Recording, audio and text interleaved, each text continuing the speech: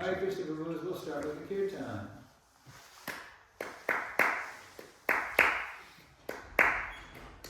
Namo Vishnu Padaya Krishna Prestaya Bhutale Srimate Bhakti Vedanta Swami Iti Namane Namo Vishnu Padaya Krishna Prestaya Bhutale Srimate Bhakti Vedanta Swami Iti Namine Namaste Saraswati Devi Gauravani Pracharani Nirvishesha Shunyavadi Paschatya Deshakari Namaste Sarasvati Deve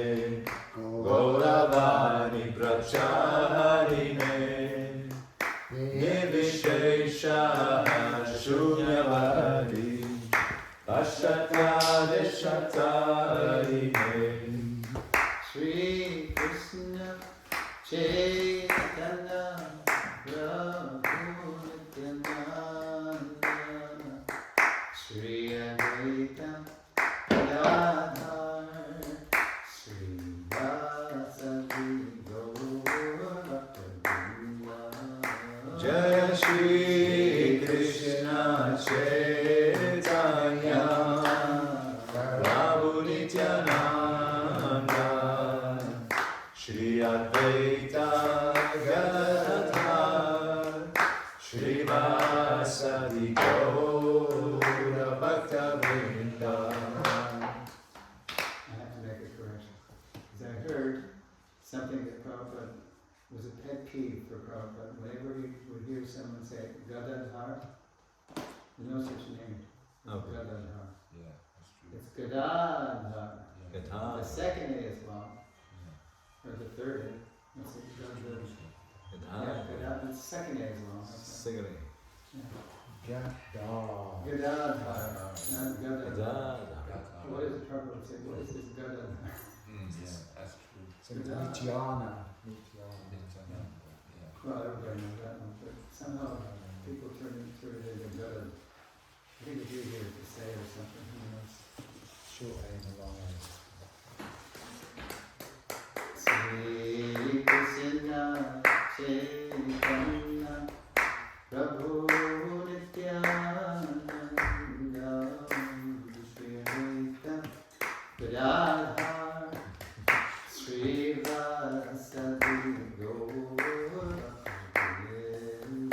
Jai Shri Krishna Chaitanya Prabhu Nityananda Shri Advaita Gadadhar Shri Vasadi Gaura Bhakta Vrinda.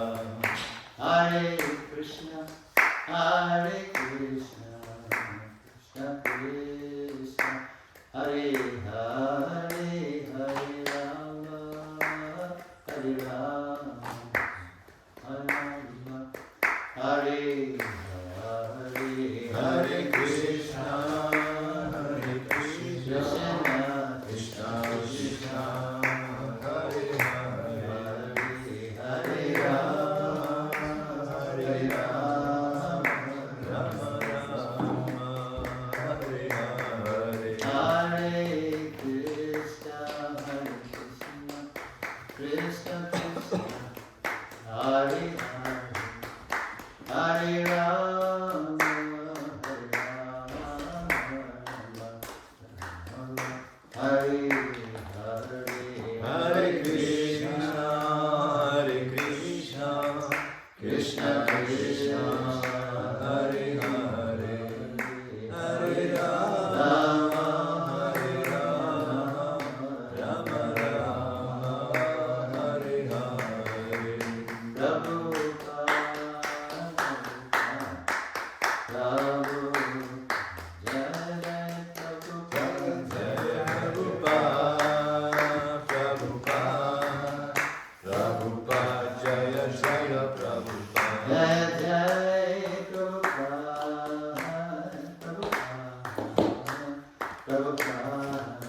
Jai Prabhupada, Jaya Jaya Prabhupada, Prabhupada, Prabhupada, Jaya Jaya Prabhupada. Let's all say Namo Vishnu Padaya Krishna Prasthaya Bhutale Srimate Bhaktivedanta Swami Namaste Saraswati Devi Gauravani Chacharya Nirvishesha Shunyavadi Paschatya Shisarani Srila. We need some more light. It's getting a little dark. But actually, when you put light on it, it hurts the screen, right? I don't need this. Actually, I don't want to wash out the... So How's the screen? Did it hurt the screen? No. Alright?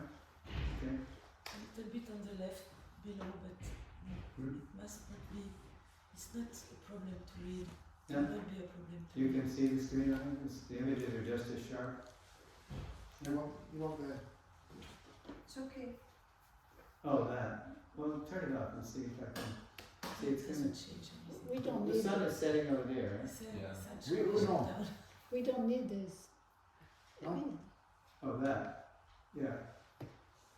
Can you put this on without the putting side that on? maps? Yes. No, this... Yeah. Oh. We Is that alright? no. Okay. We, the people I that forgot my glasses, but I think I can read it anyway.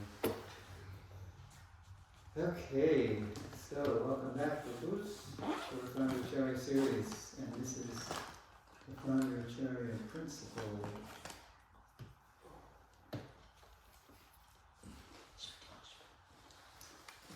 In lesson 1, we looked at the Guru principle. Where's the link for the audience? Oh, okay. It's because we're going to be reading soon the slides, so just give it to Garangi or somebody up front first. The gentleman now. Ladies first. Switch come on. Ladies first. That is first. We're in the West. This is the South India.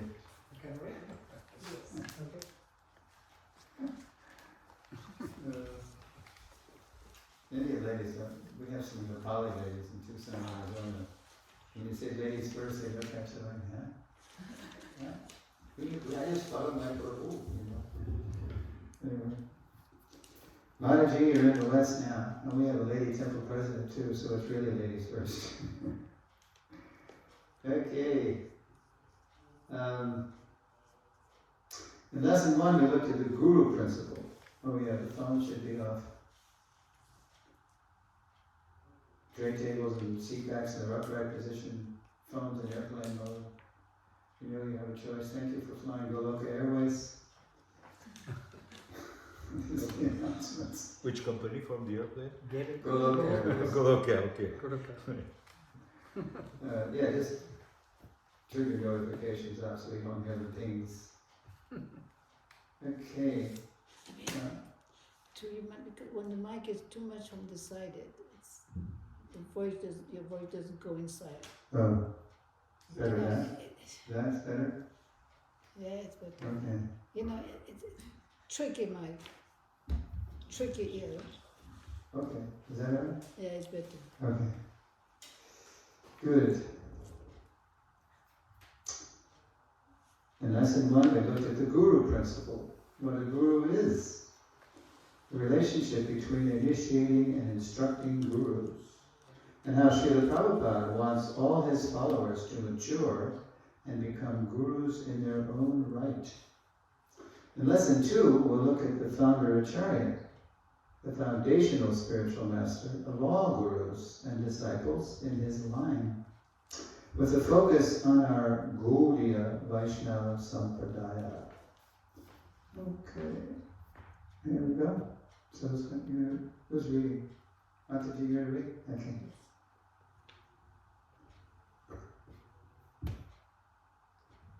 Although Srila Madhvacharya accepted Diksha and sannyas from one Achyuta Preksha Swami, since Mother received the most siksha from Srila Yasadi. Srila Bhaktisiddhanta Saraswati Thakur listed Mother as Vyasadeva's disciple in the Brahma Gaudiya Sampradaya. Oh, okay, thank you. Anybody have a pen? I'm going to make a little correction here in my script. You have a pen? Prabhu, can I borrow your pen? I'll bring a pen next time. You have that? Okay. Yes. Thanks.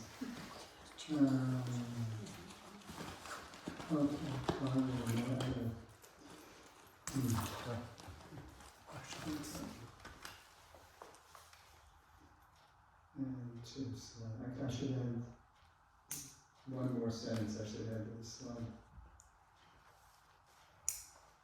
Okay. All right. And here's the sentence. Srila Bhaktisiddhanta called his list the Bhagavat Parampara, a line of Bhagavat instructors. So you know that list we have, like you wrote in the Gita, and then just opposite chapter 1 of the Gita, there's the disciplic succession. So that list was made by Srila Bhaktisiddhanta. And it's a line of prominent shikshas. It's not a line of initiators and initiators. Although, like in the list, sometimes we do have that, like Bhaktisiddhanta to Prabhupada. That was initiator and initiator. But Bhaktisiddhanta called the list a Bhagavat Parampara, a line of Bhagavat instructors. Following Srila Bhaktisiddhanta, our Srila Prabhupada noted in 2 early letters. Yeah, so what happened was, when those books came out, remember I mentioned that Teachings of Lord Chaitanya and that heavily abridged Macmillan Gita came out, and then all of a sudden the devotees saw this list. So the devotees did, what is this? Disciplic succession. They didn't know anything about that yet. And so they wrote they had some questions about it. So following Srila Bhaktisiddhanta, our Srila Prabhupada noted in 2 early letters, quote, disciplic succession does not mean one has to be directly a disciple of a particular person. So what occasioned that remark was, it was a letter to Kirtanananda on the 25th of January, 69. And, what was that? Okay. So Kirtanananda wrote, and the question was, well, we see this disciplic succession, but where's Arjuna? I mean, Arjuna is the hero of the Bhagavad Gita. He heard Krishna and he said, Param Brahma, Param Dhamma, you're God. So what's going on here? And so Prabhupada said, disciplic succession does not mean one has to be directly a disciple of a particular person. So then Prabhupada said, that's the next line. I'm just combining 2 quotes from different letters that same year. Rather, quote, disciplic succession means to accept a disciplic conclusion. That was another letter to Dinesh. So Prabhupada gave an example. He said, so Arjuna, he accepted Krishna as the Supreme Personality of Godhead, and we're in the Gaudiya Vaishnava Sampradaya, and Lord Chaitanya, he accepted Krishna as the Supreme Personality of Godhead. So he said, things equal to the same thing are equal to each other. So it's, broadly speaking, they are in the disciplic succession because Prabhupada wrote, disciplic succession means to accept a disciplic conclusion. And he gave another example. He said you have a big tree, like you have these beautiful trees there. And if you say you have an oak tree, and there's a branch here and a branch here, and then you go way over this side of the tree and you pluck a leaf, and then you go to the other side and you pluck a leaf. They're from different branches, but Prabhupada, in the letter he said, but the taste is the same. He meant the characteristics in that context. So, It's to accept the disciplic conclusion. So they may be from different branches, but Arjuna accepted Krishna as the Supreme Personality of God, and we, coming from Lord Chaitanya, we accept. So it's the same thing, broadly speaking. It's all coming from Krishna. So the Bhagavad Parampara, which is a line of prominent shikshas, instructors, includes both the, quote, book Bhagavat and the, quote, devotee Bhagavat. That's a famous verse, or in the purport to a famous verse that a lot of people recite before they give class. Nashta prayeshva, you hear devotees do this before they give class. Nashta prayeshva. And what's the translation as it's from? By regular recitation, Nityam Bhagavata Sevaya. So, So the book Bhagavat is it's the scripture, it's the Shastra, and the devotee Bhagavat is somebody who lives his life in accordance with the Shastra. That's the Acarya. And the devotee Bhagavat, an Acharya who teaches the book by his personal example. Moreover, and here's a quote from Bhagavatam, 10.2.31 purport, Prabhupada writes, quote, the Acharya Sampradaya, that line of instructors and instructed, is strictly bona fide. Therefore, one must accept the Acharya Sampradaya, accept a line of teachers who are practicing what the Shastras preach, must accept the Acharya Sampradaya. Otherwise, one's endeavor will be futile. Don't hear from people who aren't following anything, who aren't connected with a bona fide Guru Parampara. As we'll see in this lesson, it is from the Acharya Sampradaya culture, a culture of exemplars, people who are examples of the teachings, that the founder Acharya principle emerges in our Gaudiya Vaishnava line. So what this whole lesson is going to do now is going to present the history of the evolution of that phrase, founder Acharya. It's an English-Sanskrit hybrid compound, and it's only about 100 years old, less than 100 years old. You're going to see the phrase. But it started, the seeds of that phrase and that concept, it started hundreds of years ago in our Gaudiya line, right after Lord Chaitanya left.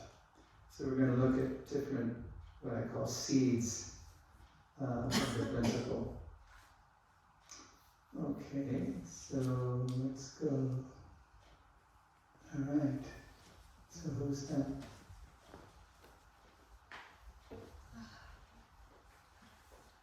Anybody know who that is? Who's that? No, on the screen.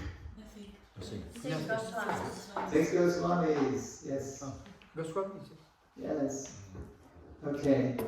And so they're instrumental in the first seed of the founder Acharya principle. Here we go. And organizational seed. Read that. Sorry, organizational seed. Yeah. Circa. Circa, around, Latin. In Italian it's well, that's right. Hmm? In Italian it's also circa. Okay, yeah, it's Latin based. Okay, sorry.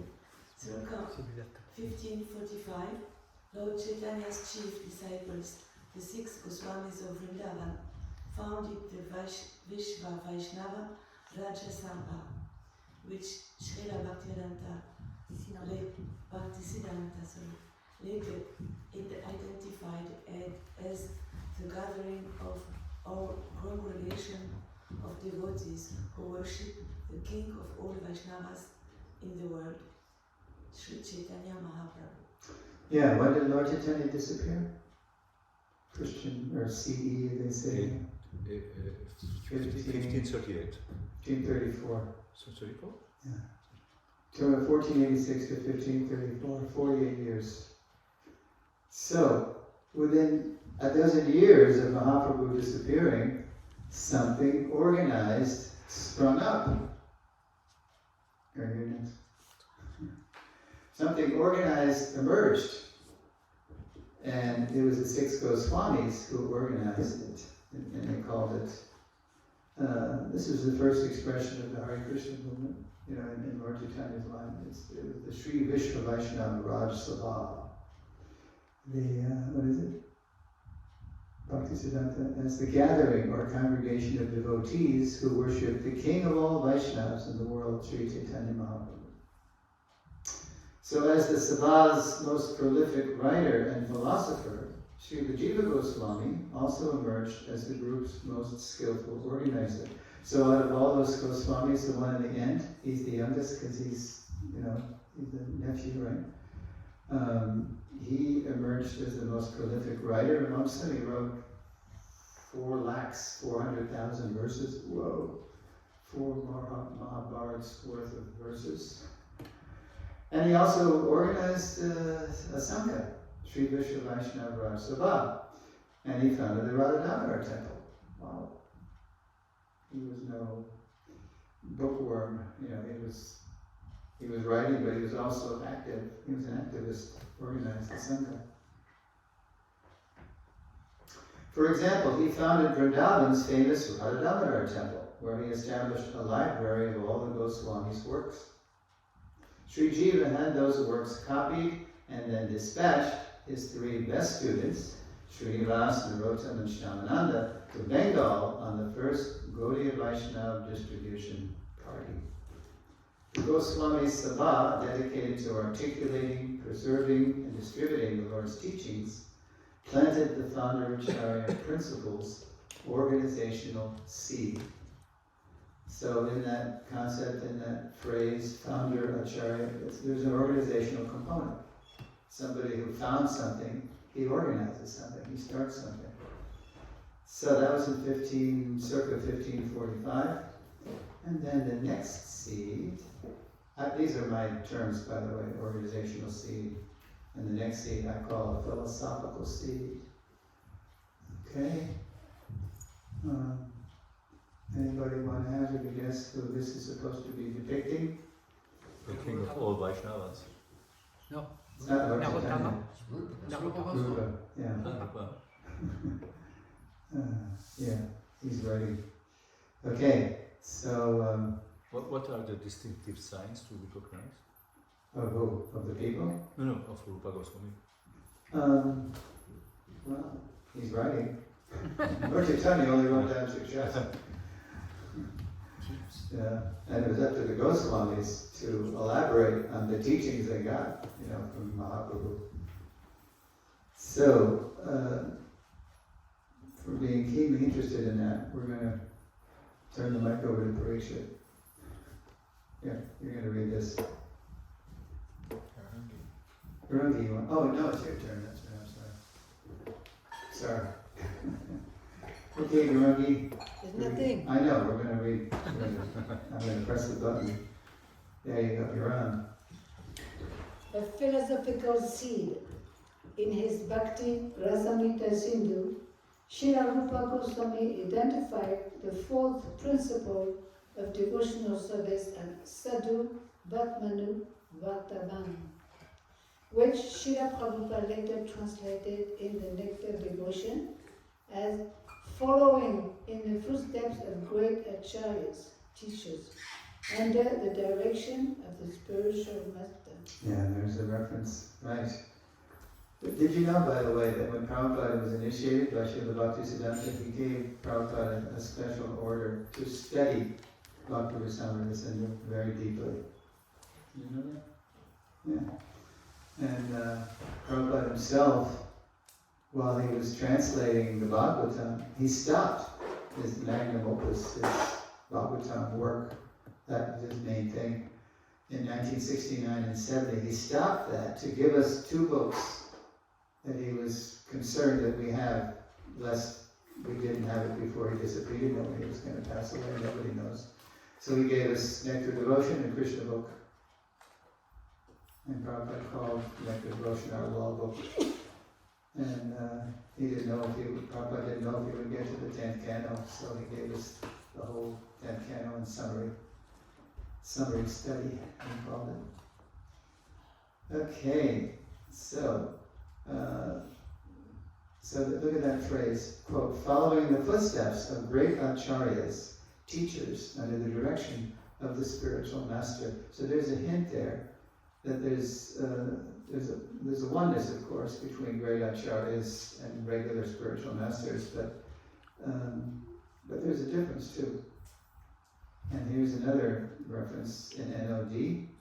And earlier on page 20, Roman numeral, page 21 of the NOD's introduction, Srila Prabhupada writes, quote, in our mental activities, we should always try to think of Krishna and try to plan how to please him, following in the footsteps of the great acharyas and the personal spiritual master.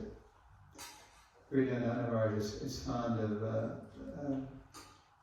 an example of, to know how great Prabhupada is. It's like he said, if you happen to be climbing Mount Everest, which is the highest mountain in the Himalayas, and then you're coming down, and then you walk away from the mountain. I mean, you had some idea of its magnitude when you're on the mountain, but then when you come down and then you get some distance from the mountain, and then you look and you go, whoa. So now, that Prabhupada has disappeared from our vision, now 47 years after his disappearance. And now we see, wow, Prabhupada, he wasn't just a guru, he was super guru. Okay. In lesson 1, we learned that initiating and instructing spiritual masters are like parents and relatives, respectively.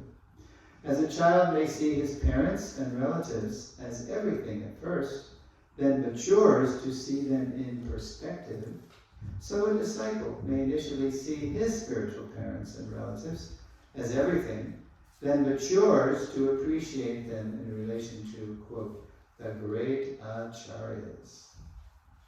So it's natural when we're just little babies and toddlers, we're just so dependent on our parents that we think our parents, they're like God, they're like everything for us. But then if they're good parents, they also introduce us to teachers and other wise people, and so we develop, and then we're always grateful to our parents, but we don't necessarily.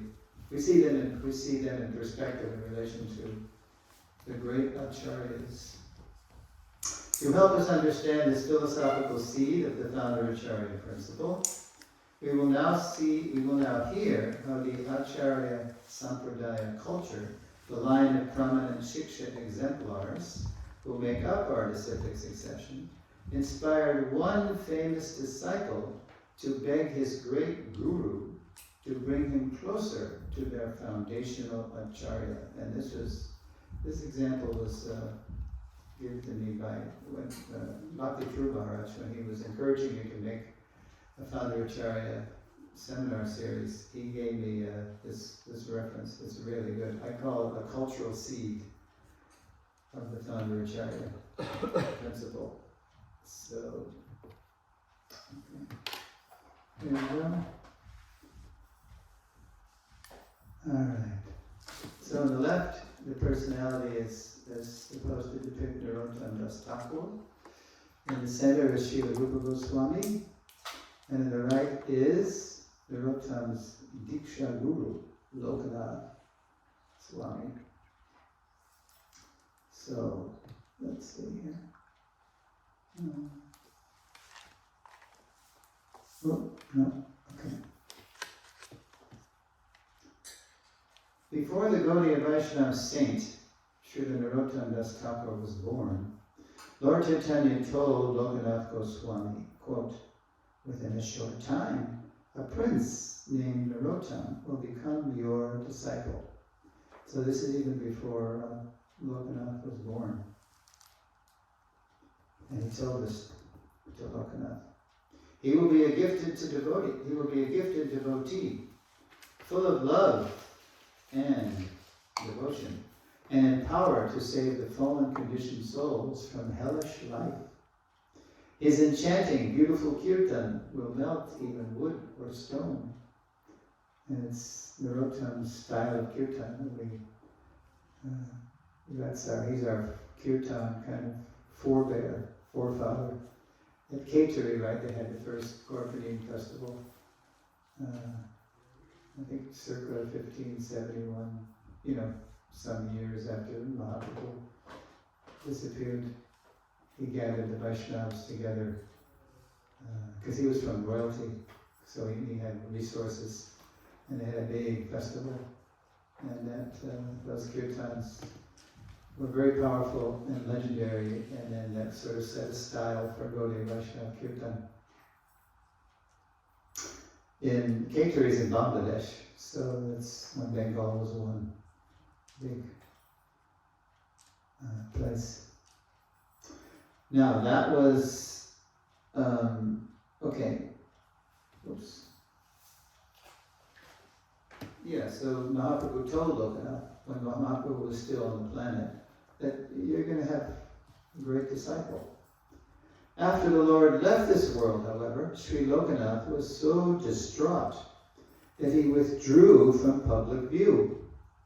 He couldn't take it when Lokanath, or when Mahaprabhu disappeared. He just sort of retired from public view and vowed never to accept disciples. Mm-hmm. Nevertheless, later in Vrindavan, when Sri Jiva noticed that Narottam was drawn to the saintly Lokanath, Sri Jiva told Narottam to approach Lokanath for initiation. So Jiva Goswami had 3 prized pupils. It was Shyamananda, Srinivas, and Narottam. And everybody knew that Lokanath had made this vow not to initiate. That he was not interested in that. He was just going to retire to his bhajan and serve in separation, Mahaprabhu's separation. But still, Lokanath saw that Narottam was attracted to Lokanath. So he said, "Yeah, look, I can see you're attracted to Lokanath. So you go ask him for initiation," even though everybody knew that Lokanath was not doing that. But as ardently as Narottam approached Lokanath, just as adamantly Lokanath refused. No, not actually, you know that, I'm not. So Narottam was really mortified because he really was attached to Lokanath. He wanted to take initiation from him. And he also knew that coming from royalty, that with that kind of birth comes a bit of pride and privilege.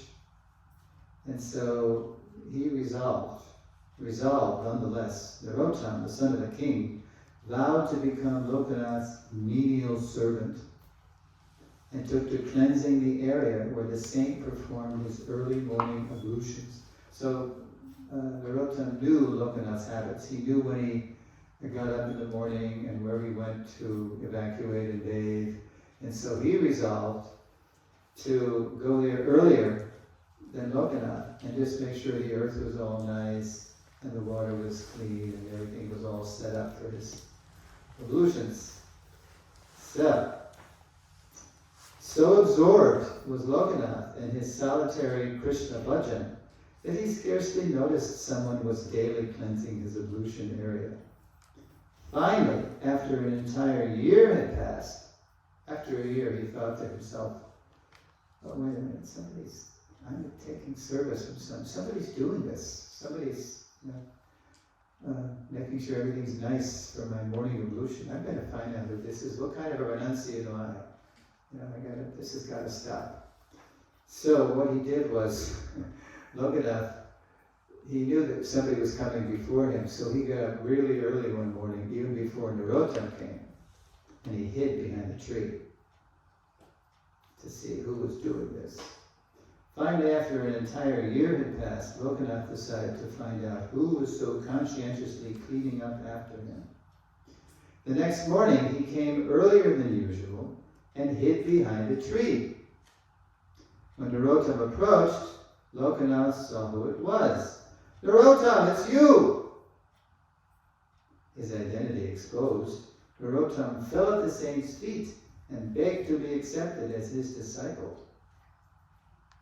But again, Lokanath refused at first. Then later relented, remembering Mahaprabhu's prediction, because Mahaprabhu said, look, you're going to have one disciple. And he told who it was. And so this must be him. Mahaprabhu's prediction, and conquered by the pure devotion of saintly Narottam. So they became very close. Is anybody here an only child? Are you an only child? Did you? Yeah? Your parents only had one child? Marji, in the back. Yeah? No. So, usually when you're the only child, it's, you get spoiled. Or it's a very tight bond. Does that happen in your case? Okay. You become the prima donna. You're just... Yeah. So that's, they were close. Lokanath and Narottam. He had an only child, one disciple. Now, even though that was so, listen to this. Although Srila Narottam Das Thakur became the only initiated disciple of Srila Lokanath Goswami, in Psalm 17, verse 4 of his famous song collection, Prarthana, Narottam longs for Lokanath to bring him to their ultimate shelter in the disciplic succession, Srila Rupa Goswami. So Prarthana, we sing Prarthana songs every day. Where do we do that? Shri Guru Charana Padma, that's Shri Guru Vandana. In Mayapur every morning they sing Shri Krishna Chaitanya Prabhu. And then when someone disappears, what do we sing? Yeah, Lila Prema. That's all from Prarthana. Now, in Psalm 17 of Prarthana, listen to this. This is what Bhakti Shri Maharaj introduced me to.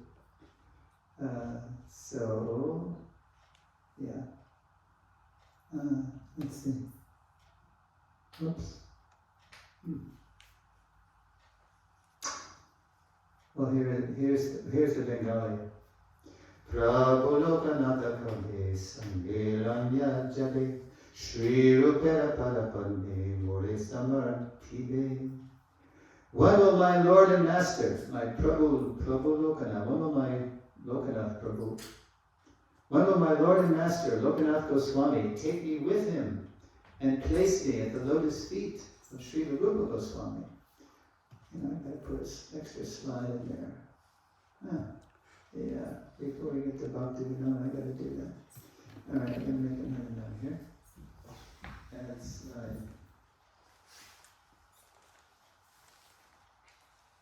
We should see this Bengali in English. Again, the translation. When will my Lord and Master, Lokanath Goswami, take me with him and place me at the lotus feet of Srila Rupa Goswami? So who is Srila Rupa Goswami in relationship to Narottam and his Diksha Guru, Lokanath? Well, Prabhupada tells us. In his commentary to C.C. Adi Lila 5.203, Prabhupada writes, quote, Srila Rupa Goswami is described as the Bhakti Rasacharya, or one who knows the essence of devotional service. His famous book, Bhakti Rasamrita Sindhu, is the science of devotional service. And by reading this book, one can understand the meaning of devotional service. So that's what Prabhupada wrote in CC purport. And then I say, quote, the chief of the six Goswamis, Srila Rupa Goswami was Narottam and Lokanath's Bhakti Rasacharya. And it's not founder Acharya because the English weren't even in India yet. But he was called the Bhakti Rasacharya, the master most expert at relishing the moods of pure devotional service to Lord Krishna. Rupa Goswami, he wasn't the oldest of the six Goswamis. Sanatan was the elder. Rupa, his younger brother, and Raghunath Das was more famous for being renounced, and Jiva more famous for being a prolific writer. But as soon as Srila published Bhakti Rasamrita Sindhu, everybody went, whoa! When they read that, Bhakti Rasamrita in the original Sanskrit, he's the chief. He's the most expert at relishing the mellows of serving Krishna, the Bhakti Rasacharya. So he's referred to as the chief among the 6 Goswamis. And as Narottam's Diksha Guru, Sri Lokanath had the pleasure and privilege of bringing his disciple closer to Sri Rupa, the leader of the 6 Goswamis Sabha, and the foundational spiritual master of all the Gaudiya Vaishnavas. Now, although Rasacharya may sound similar to Founderacharya by Lord Chaitanya's inscrutable will,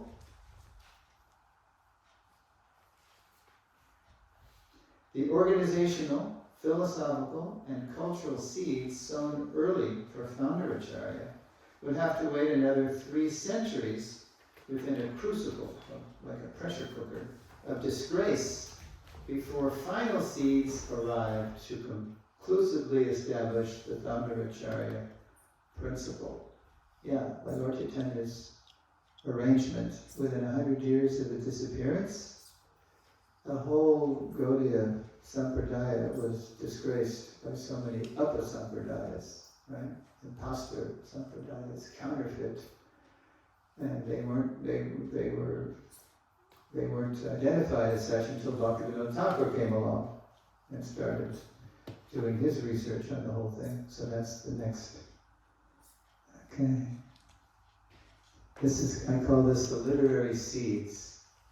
Bhaktivinoda put the cap on. He put the final seeds on the Founderacharya phrase and principle in the 19th century. Let's see. Oh, okay. In the late 19th century, the great Gaudiya Vaishnava Acharya, Srila Bhaktivinoda Thakur, identified and exposed more than a dozen counterfeit Gaudiya Vaishnava groups, who, beginning just a century after Lord Chaitanya's departure, had effectively disgraced Gaudiya Vaishnavism. I mean, by the 19th century, no self-respecting Bengali would touch those bhakti of the Gaudiya Vaishnavas, because it had been turned into a debauched cult. Even when I was going to university in the 60s, at the University of Connecticut, I took a course in the philosophy of Eastern religions. And we spent 1 week on bhakti. 1 week. And how was bhakti presented? As a cult of debauched people. It was weird. That's how it was presented, because of these Upasampradayas. They were just it integrated into a sex cult. Can you imagine? Yeah. So, especially by the Sahajas. Prakrita Sahajas. Yeah.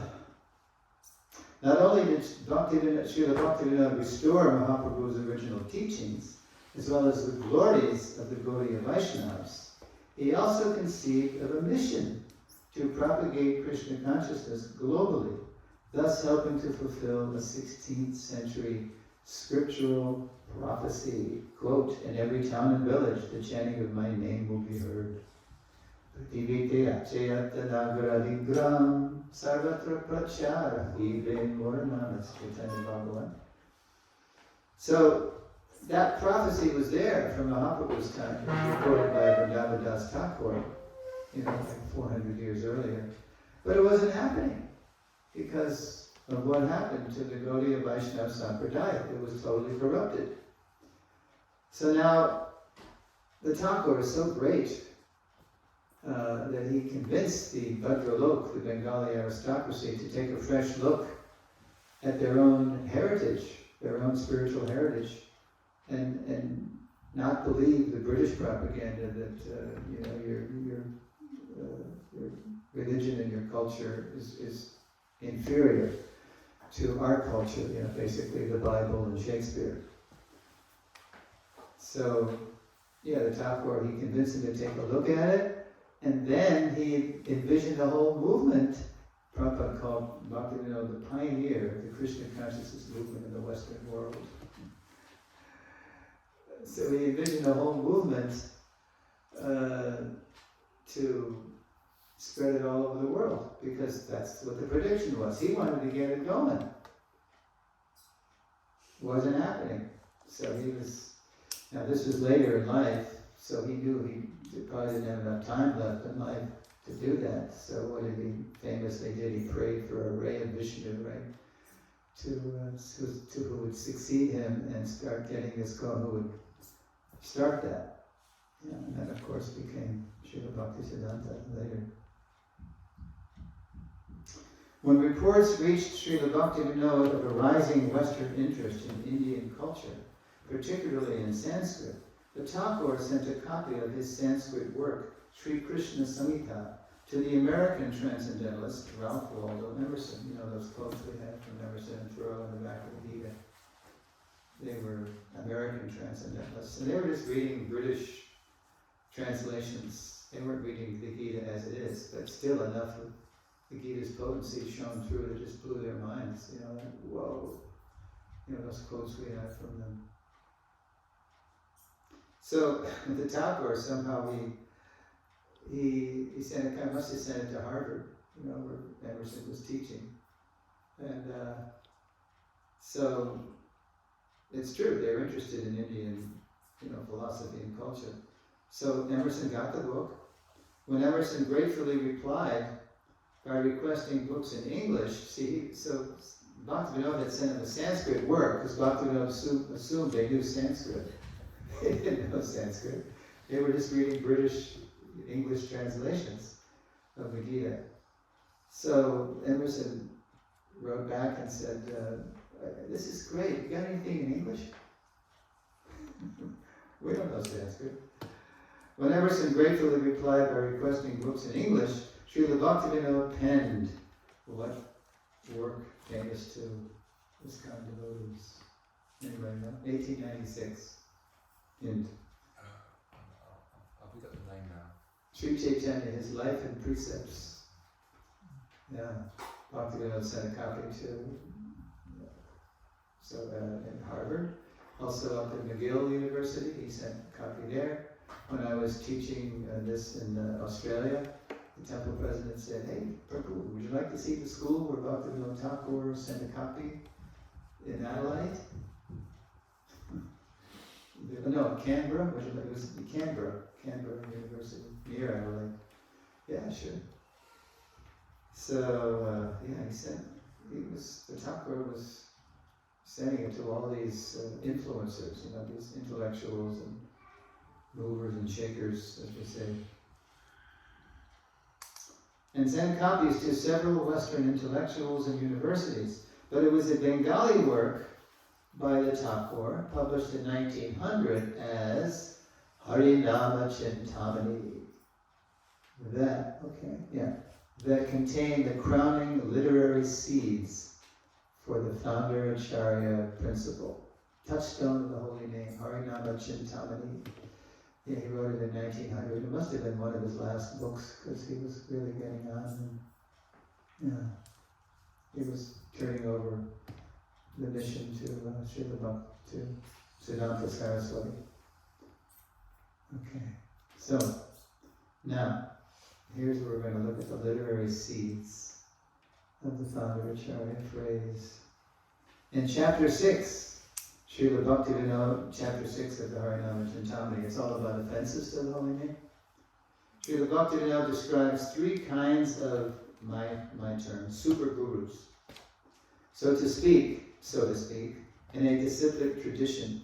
The first is the Sampradayeva Adiguru, the primeval guru of the tradition. So, like in our tradition, we're in the, what's the formal name for our Sampradaya? Brahma, Madhva, Gaudiya, Sampradaya, right? Starts with Lord Brahma. And then in our Kali Yuga, Madhva kind of revived it, took it in a dynamic Dvaitas. Anybody ever been to Udupi?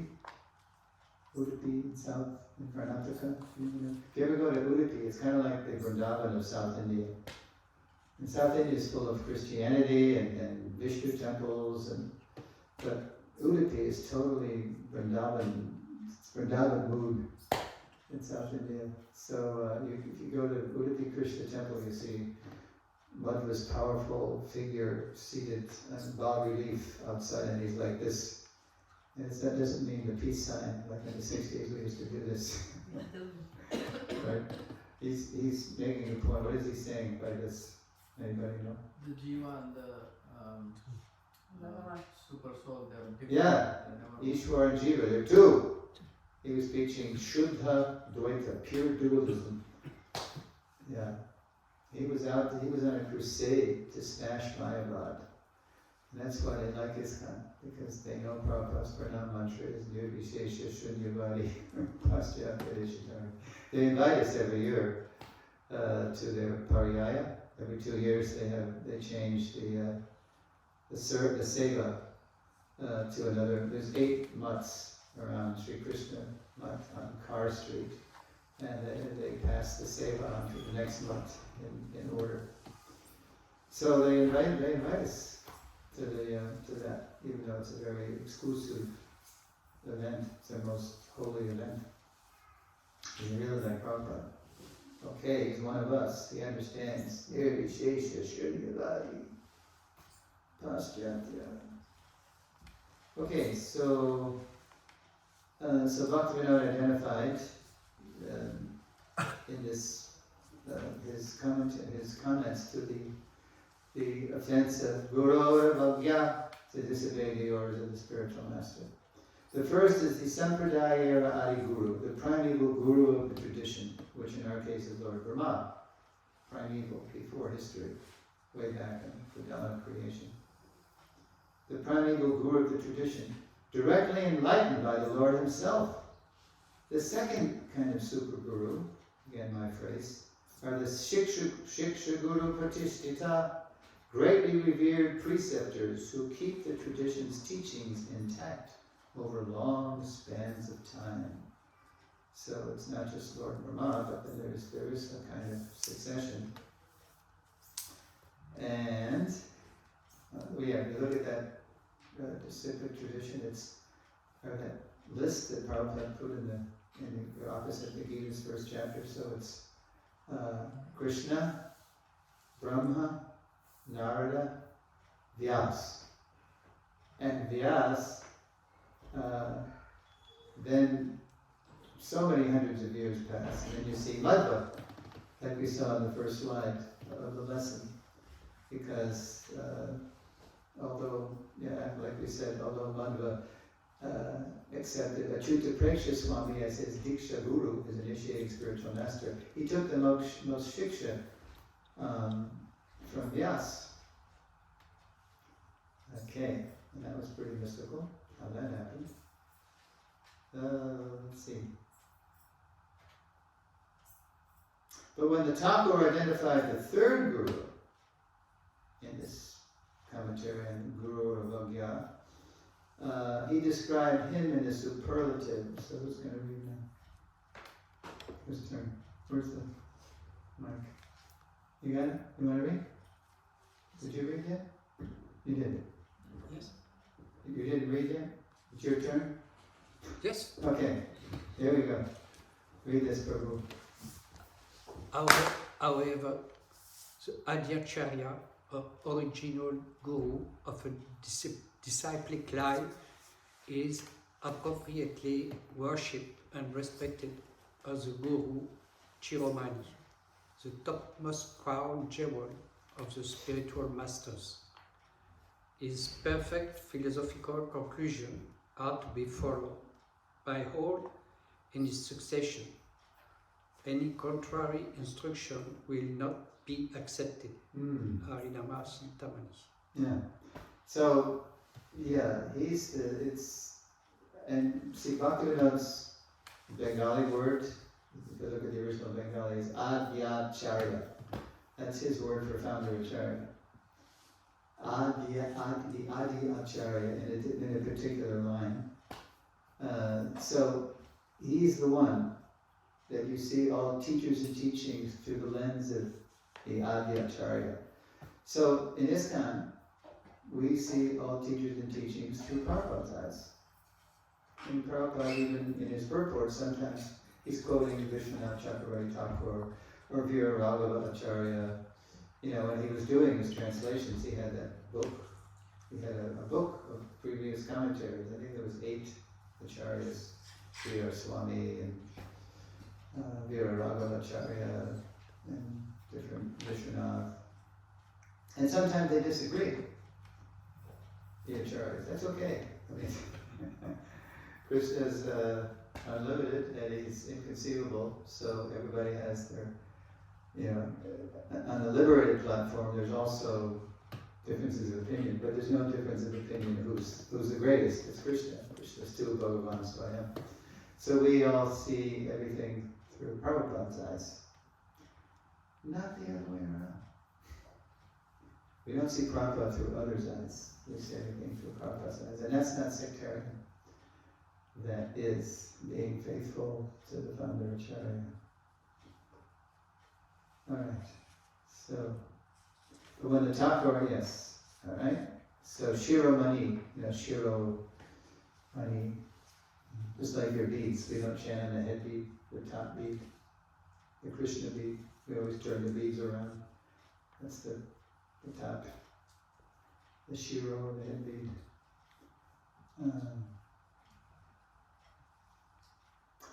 Yes, his perfect philosophical conclusions, the Thakur says, are to be followed by all in his succession. Any contrary instructions will not be accepted. Okay, unquote. And then I say, the stage was set for the founder Acharya's seeds to bear fruit. So all the seeds are now, have come together, organizational, philosophical, cultural, and now literary, and now they're ready to manifest as the founder Acharya phrase and in action in the Gaudiya mission. Here's how it happened. The seeds bear fruit. In the 1880s, while envisioning a worldwide Krishna consciousness movement, Srila Bhaktivinoda revived the Vaishnava Raj Sabha. He knew about what the Goswamis did in his research, the Vishwa Vaishnava Raj Sabha, back in Lord Chaitanya, just post Lord Chaitanya, just after Mahaprabhu disappeared. So he revived that.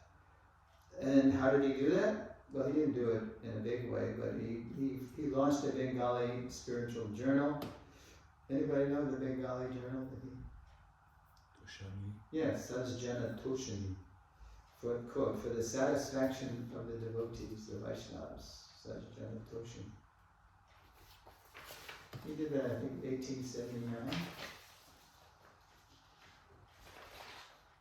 4 decades later, so circa, late the teens, 20s.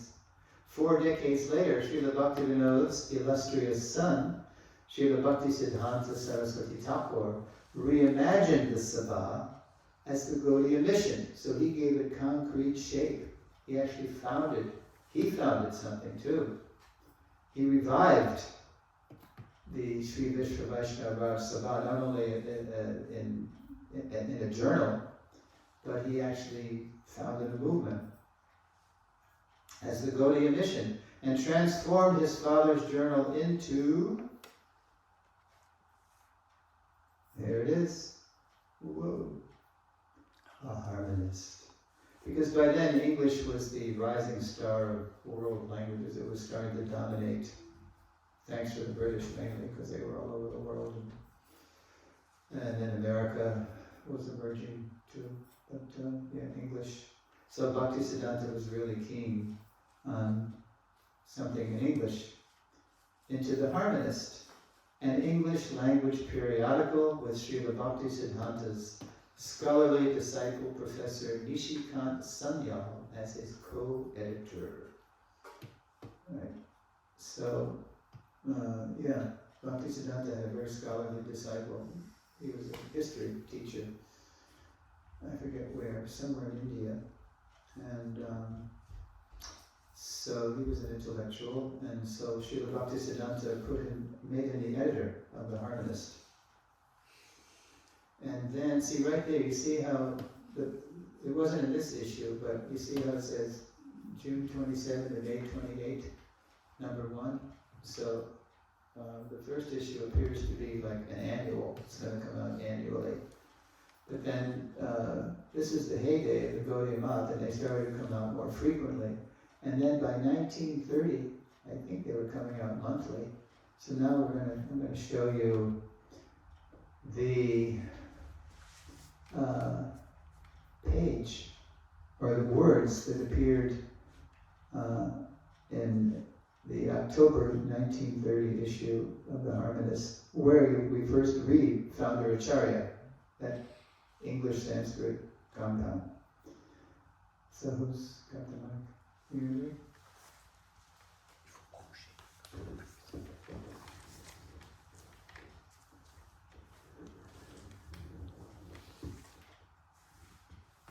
Now this is a very complicated. Bhaktisiddhanta could speak and write simply, but he was always trying to impress the intellectuals of the West because they always associated complication with sophistication. It's not true. You don't have to be complicated to be sophisticated. But anyway, here he is. Go ahead, Prabhu. The Gaudiya Math is also identical with his founder, Acarya. He associates followers in the body with divine grace, lives of himself. None of them claim to be anything but a fully subordinate limb of this single individual. His unconditional, causeless, spontaneous submission to the head is found to be not only compatible with, but absolutely necessary for the fullest freedom of initiative of the subordinate limbs. So, just like Prabhupada would later say, ISKCON is my body. Yeah. So that's the same idea. And so, yeah, that's a rather convoluted sentences, but there it is. Founder Acarya, with 2 Y's no less. Look at that, Founder Acarya. Okay, now we often learn better by seeing it, so let's take a look at how that looks as far as, alright, I'll just read a little bit first. During the Gaudiya Mission's finest hour, the first Vaishnava preaching expedition to Europe in the 1930s, so Bhaktisiddhanta not only established 64 Gaudiya Maths, reviving Gaudiya Vaishnavism all over India, and thousands of disciples he initiated. I've seen 60,000 figure. Then he did take it to the next level. He sent the first Gaudiya Vaishnava preachers outside India to Europe, England and Germany.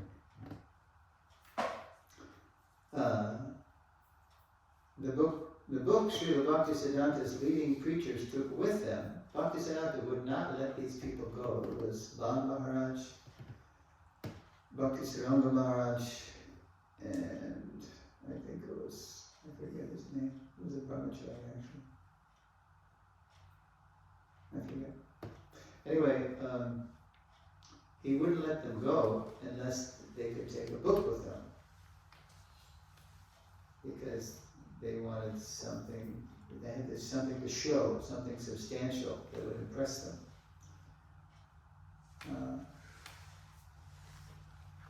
So he wouldn't. So they took with them the book. Took with them was the book named Sri Krishna Chaitanya, and who wrote this? Professor Sanyal. He did all the writing, and then after he wrote the book, Srila Bhaktisiddhanta took the manuscript, went to one of these British hill stations, and edited it for a couple of months. And then when it was printed, then Bhaktisiddhanta would let them go to England. The work was written with sufficient breadth, depth, and excellence to impress the intelligentsia of the West. In its front matter, the elaborate table of contents highlighted the intimate connection between the Adi Gurus, the primeval preceptors of the four Vaishnava Sampradayas, and the Sampradayas' four founder Acharyas, who revitalized their disciplic successions within recorded history. Here's how that translates visually. So here's what we see. You get a visual of what it looks like. So there they are. The top line across, you have the primeval preceptors of the lines. There's Lord Shiva. And then the bottom row across, you have the great acharyas who revived those lines in our Kali Yuga. Vishnu Swami, Nimbarka, Ramanuja, Bhagava. And beneath their names you see the particular emphasis that they were presenting the absolute truth. Shuddha Dvaita, Dvaita, Dvaita, Vishishta Dvaita, Dvaita. And I have a little question. yeah, can you wait to the end? Okay. Yeah, thanks. Again, everybody there's going to be plenty of time. We're going to go, oh boy, we're getting on, aren't we? Okay, we're going to wrap up real soon. Just remember, here it's written founder, Acharya. Oh, it says the four founder acharyas. There's a little sign in between the two words, huh? Founder, Acharya. Hyphen. Yeah. You know what I mean? What about it? Well, sometimes it is there, but sometimes it is not, and that changes the sense. We can discuss that after. Sometimes the hyphen's not there. I don't know what's the name. Hyphen. Hyphen. The thing in between the words. Yes. The little thing. Sometimes it is and sometimes it isn't. Yes. Where? Well, just before it was in Bhaktivinoda Thakur's words, it was not there. Oh yeah. So it changed, you see, it's not there. Oh, you mean in where it first appeared? What? Right in there? Did you see the slide there? Where the phrase first appeared? The hyphen's not there. Because that's how it was printed. And for Prabhupada also it's the same. Sometimes we, sometimes, but it's not the same. Anyway. It's not the same meaning. Maybe in French, huh? Yes. Oh, okay. Well, you got to do it the way it's going to make it right. You got to do it that way for French. Yeah. Also for English, there is a subtle. Like founder Acharya, like this means that they're together. It means two different names. He's a founder, and he is the Acharya. Only one Acharya for the whole thing. Founder Acharya without in between is amongst the different Acharyas after, he is a founder. So one is only one Acharya, the other one is many Acharyas. Okay, you can. Well, let's talk later about that because I think I'm going down a track here, and I'm trying to. I didn't realize we're behind, and I just my brain is not somehow processing. So we can. I'm sure I'll get it later. Okay, so. All right. Okay, so there they are.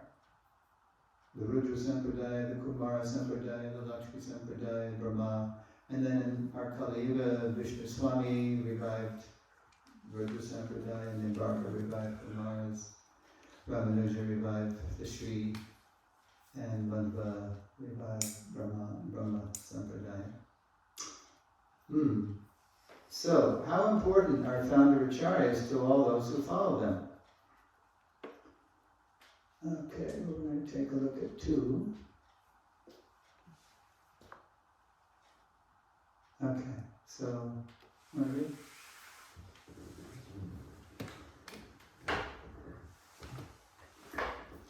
Founder acharyas provide the core identity and foundational relationship for everyone in their disciplic lines. Srila Ramanuja Acharya and Srila Madhacharya are outstanding examples of the preeminent position of the founder Acharya in the Guru Parampara. That wasn't a quote from a Shastra.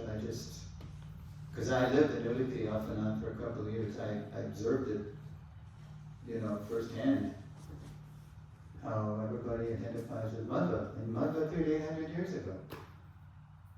And then I never went to Sri Rangam, but if you ask a real Ramanuji today, who are you? Oh, pleased to meet you. I see you're Ramanuji by your tilak. So, who are you? So he would say in Tamil, Aryan, Ramanuja Dasan, I am your servant, the servant of Ramanuja. Ramanuja appeared 1,000 years ago. Whoa, they know how to keep it together. ISKCON's only, how old are we now? 66 to 2024, you do the math. 58 years old. We've been through a lot. Still going through a lot. So if we want to exist for 10,000 years, look what we've been through already. Look what we're still going through. So we got to keep our founder Acharya front and center, not just by the lip, but actually, practically, factually. We need a founder Acharya, more of a founder Acharya-centered guru-disciple culture. Okay, just about over here. Since Srila Bhaktisiddhanta had founded but a branch of the Gaudiya Sampradaya, itself but an extension of the Brahma Madhva Sampradaya, he knew many people would consider him presumptuous, maybe arrogant even, if he applied the Sampradaya title to himself. So he allowed himself to be called Founder Acharya in the harmonist. He allowed Nishikant Sanyal to say that here's our Founder Acharya, and this is what we're doing. This was timed when they built a new temple. This Jagabandhu, benefactor of the Gaudiya Math, built a marble palace for them in Bagh Bazaar in Calcutta. It put them on the map. Everybody was impressed by this building. So Bhaktisiddhanta took the opportunity to tell Nishikant Sanyal, so now let's tell everybody who we are. We're reviving in organized fashion the teachings of Lord Chaitanya and the 6 Goswamis in an organizational form. This is where you can come now and study Ajanta Veda Veda Tattva that perfected and completed what all the others were teaching. Vishvaswami and Barka and Madhva and who was the other? Ramanuja, yeah. Okay, so Bhaktisiddhanta, he let himself be called that in print, but he never introduced himself like that because he could see what was going to become of his own institution. He could see it was going to disintegrate as an organization. But luckily he also saw who could revive it. We're going to see that in the next lesson. For the written record, however, Srila Bhaktisiddhanta did allow Professor Sanyal to confidently refer to him as the Gaudiya Mission's founder, Acharya, within the pages of the Harmonist.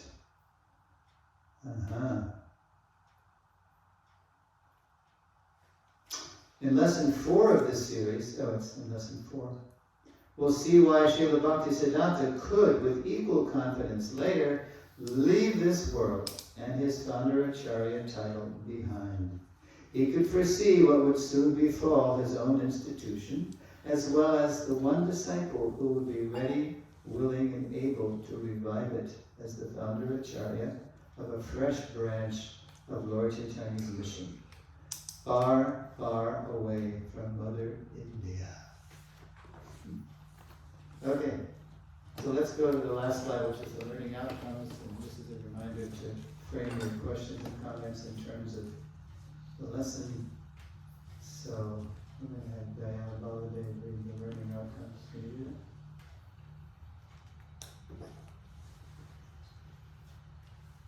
that? Lesson 2, the founder Acharya principle, learning outcomes. By now we should be able to explain how our little succession is in the line of Bhagavat can't see it properly from Oh, here. sorry.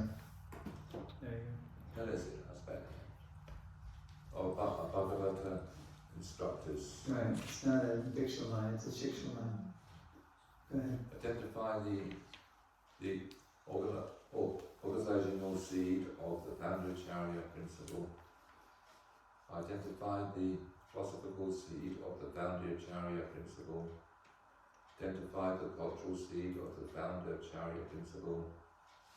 Identify the literary seeds of the Acharya principle. Recall how the Acharya phrase appeared in the 1930s. Identify the Vedantical role of the Acharya in the Vaishnava Sampradayas. Okay. Kind of a mouthful, but is there any reason why when the conch blows, they couldn't do just like a quiet arti and we could continue? Can we do that? They do that in a lot of temples. You know, I was told by Lochanananda Prabhu that when the conch blows at 6:30, it's the end of the lesson. But if we want to have more Q&A, why couldn't the Pujari just offer the articles and we could... This is also kirtan, as Prabhupada would say. So, what do you think, Prabhu? Just taking advice from. Huh?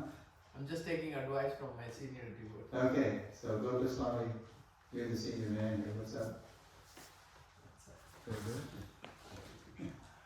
Usually, maybe from tomorrow on, we can take that liberty because Chitralila Shantatma organized Kirtan every Thursday night. We already took that half an hour from them, so maybe. What did we do? They start usually 6 o'clock Kirtan. They Oh, come gosh. every Thursday.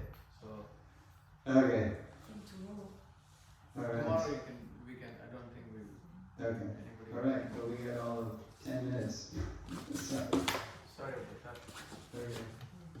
Alright, first hand I see. Oh, no questions. You can start your kirtan. No, Gopa Swami. May I go again from this point? About the python? About the... It's a little tedious for me to... I'd rather, there's more things we can talk about from the whole lesson besides, the different meanings of hyphen and no hyphen. Let's just... We change the meaning. Okay, but there's a lot else going on in this lesson than the title. Okay, alright. Excuse me. The microphone. Yeah, That's a detail, but it might be quite important. yeah, well, okay, but there's a lot else going on here, so let's not just spend it on one thing. It's on.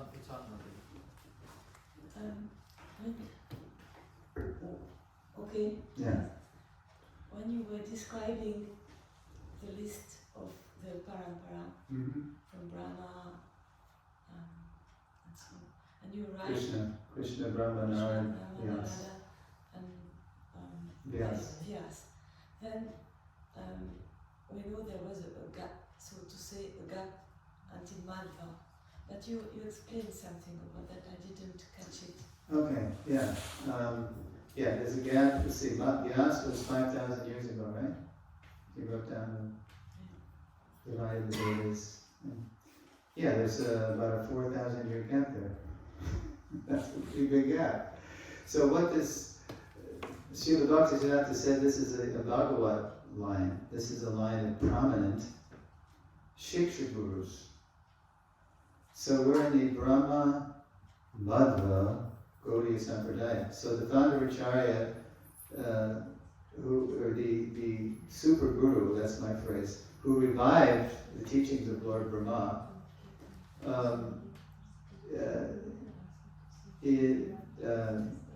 and took that sampradaya in a dynamic direction, specifically to smash Mayavad. He was just, if you read his life story or see a movie, Hollywood movie, That's what it is. He was defeating all the Advaitavads. So that list is not meant to be a list of everybody who, obviously there's eons of vast stretches of time when there were people around. But in terms of the ones who are identified as reviving their sampradayas, it's for our Kali Yuga. Vishnu Swami and Barka, Ramanuja and Madhva, they all appeared in our Kali Yuga. And they all had those little parentheses beneath their names because they were presenting different aspects of the Absolute Truth. And in Navadvipta Mahatmya, Bhaktivinoda Thakur's book that he wrote in Bengali in 1990, it's a very visionary work. It's Lord Nityananda giving Jiva Goswami a guided tour of Navadvip. It's on Navadvip Mandal Parikrama. And he's telling Jiva all the things about Navadvip. And he says, and did you know, Jiva, that before any of these acharyas appeared, Vishnu Swami and Barka, Ramanuja and Madhva, Lord Chaitanya appeared to each one of them before they appeared. He visited them, and he said, I'm going to appear, and I'm going to take this from your philosophy, and I'm going to preach what you're preaching. What you're preaching is good, and I'm going to take this from what you preached. And then he went to all four of them, and then the Sanyal says in his book Sri Krishna Chaitanya, what Mahaprabhu did was he tied up all those different aspects of Vaishnavism, personalism, and he added his own special touch. Achintya Veda Veda Tattva. The Absolute Truth is inconceivably and simultaneously one and different. The source and the emanation are one and different. And so that's the topmost conclusion. The others were true, the other philosophies, but they weren't complete. What completed those philosophies was Achintya Veda Veda Tattva, Lord Chaitanya's philosophy. Again, I forgot your question. The gap between... Yeah, the gap. Yeah, so that list is not meant to be an exhaustive list. You'd be writing from here to Paris, writing all the names down. It's meant to be a line of prominent shiksha. Yes? Oh, here we go. Is that all right? Yeah.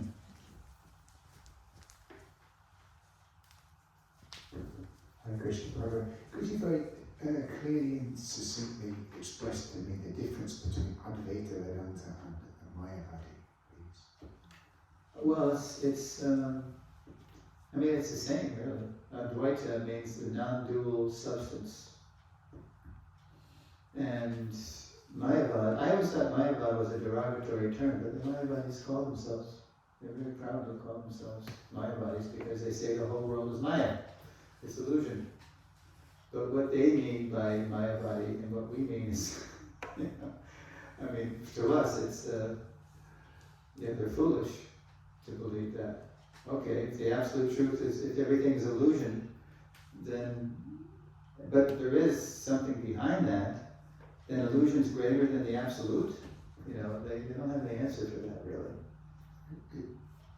There's a difference, isn't there, between the Jiva and Bhagavan being one, and they're one, and quality. Everything being Maya. These are two different concepts. I don't know. Yeah, they say everything's illusion. We say, yeah, everything is illusion, but we don't say it's false. There's a difference between being temporary and Dvaita, my understanding is Dvaita and Advaita. Dvaita is the understanding that the Jiva and Bhagavan are that's what Buddha was focusing on. And Advaita is they are one. Yeah. That's why he went like this. Yes. They're not one, they're two. Yeah. But that is philosophically different from Mayavadi, which is saying that everything is illusion, everything is Maya, isn't it? Yeah, but what they mean by illusion is that it doesn't exist. Or we say no, it exists. Illusion actually exists. Illusion is illusion. Everything is illusion. When you're enlightened, you'll see that it's all one. We're God. Everything's God. This is God. That's God. But the Vaishnava says, no, everything is one. Yeah, sure, everything is Krishna's energy, but there's a difference between the energy and the energetic source. Like the old examples of the drop in the ocean and the sun and the sunshine. Yeah. We say everything is illusion too, but we mean everything. We say that illusion has a reality to it too. Like sometimes, there's a funny story of an Indian gentleman approaching Prabhupada at Harvard, and he wouldn't accept what Prabhupada said in 68 or 9 lecture at Harvard, or Cambridge, maybe MIT, anyway, one of those Boston schools. And so Prabhupada, he was very patiently trying to explain to this man the difference between the energy and the energetic, Shakti and Shaktiman, the energy and the possessor of energies. And then he was getting frustrated because the guy was too poisoned by Mayavad to understand it. So Prabhupada had to give him a shock treatment. So he took him by the collar. He said, if everything is one, why don't you wear a cotton swab instead of a cotton shirt? Why don't you just wear a ball of cotton? Because different energies have different uses. It's all cotton, the shirt and the swab, but everything is so. And that was the argument of Lord Chaitanya playing the role of a Mayavadi as a kid. Oh, but mother, everything is the clay pot and the clay. But isn't everything one? And so she had to explain. Yeah, the clay in the form of a vessel is useful. You can drink out of it, but if it's just dirt, then you can't use it. So utility is a very important thing. So Krishna has innumerable energies, and they all have different purposes. And just because everything is Krishna's energy doesn't mean everything is Krishna. Yeah, everything is Krishna's energy, but that's not God. But ultimately, the Mayavadis say, when you see the light, or what's the other one? The pot, the air inside the pot and the air outside the pot. When the pot breaks, just like when the body breaks when you die, you just merge with the one. No, but Prabhupada would say, but no, a mind pot, that's a faulty analogy. Inside the pot there's air, and outside the pot there's air. But inside this body there's a superior energy, it's consciousness. And we have to dovetail our tiny consciousness inside this body with the supreme consciousness. And that's how that oneness is good, that kind of oneness we want. It's like Grandfather Vishnu. Okay, we're gonna... You can continue because it looks like... Did I didn't show you? Looks like... Okay, you gotta go. So you can keep going. You gotta reprieve. What was I thinking? I broke my train of thought. What was I saying? We have a concept of transcendental oneness too. When our consciousness is in harmony with Krishna's consciousness. It's like Bhishmadev when he was meditating on the Absolute, and he merged into the Absolute, it said. But what was Bhishma? He was like the merging of a lover with a beloved. One in interest, one in heart. It wasn't an impersonal merging. Yeah. And everything became silent, like birds at the end of the day. Such a dramatic moment when Bhishma leaves and everyone became silent. Krishna and the Pandavas, like birds at the end of the day, because they were just in awe of Krishna and his Krishna consciousness. And Krishna was right there. He couldn't convince him. He had to let he had to let Bhishma convince Yudhisthira. Okay, so Yes, Gurunji. Are these available online? All the things you show? Well, they're being recorded. No? Huh? They're being Enregistré. video. Enregistré. On a enregistré. Enregistré. C'est enregistré là. No, but enregistré, but I want to know if it's online already. It's Oh, already already? online. Yeah. Yeah, I can go and send you a link. You didn't write me yet. I was going to send you the Shaka stuff. You better write me. Faut que tu écrives. Mail. Email. Okay, so if you email me, now I owe you two things. Links to my Melbourne, Australia, presentation. They're long, they're 2.5 hours each lesson, And the Shaka stuff. Okay.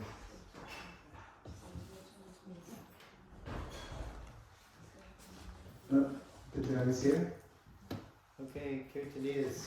No, you can continue. What's going on? Please continue. Resolve something. Krishna wants you to continue. There's still, I don't know what's going on, but anyway.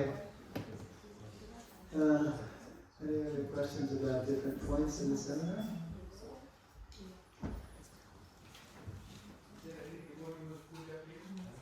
Oh, you're supposed to have a team here, is that? Okay, let me just read the transition to tomorrow's lesson. Transition. Having looked at the origin, characteristics, and historical development of the Acharya principle, we are now ready to examine how our Srila Prabhupada emerged as the founder Acharya of a fresh branch of the Gaudiya Vaishnava Sampradaya. What's the name of that branch? ISKCON.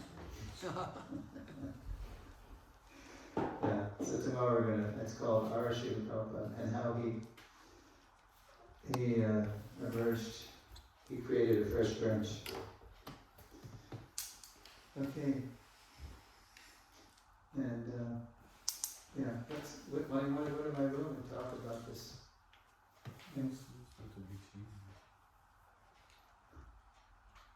Somehow I just can't process it sitting on this seat. I just have to talk with you personally so I get it.